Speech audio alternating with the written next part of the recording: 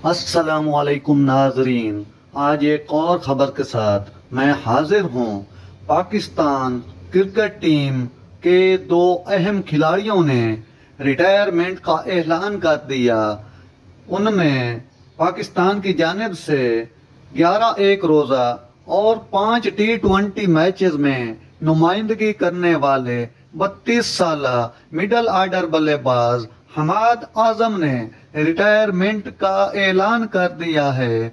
हमाद आजम ने 11 एक रोज़ा मैचेस की 7 इनिंग्स में सिर्फ 80 रन बनाए और 2 विकेटें भी हासिल की, जबकि 5 T20 मैचेस में 4 इनिंग्स 34 रन बना रखे हैं। दूसरी जानिब 15 मार्च 1993 को गोजरा में पैदा होने वाले पाकिस्तान क्रिकेट टीम के फास्ट बॉलर एहसान आदिल ने भी सिर्फ 30 साल की उम्र में रिटायरमेंट का ऐलान कर दिया है।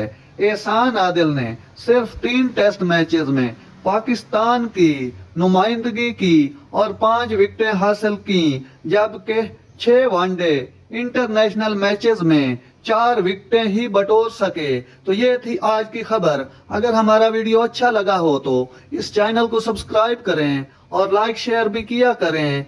शुक्रिया, बहुत शुक्रिया।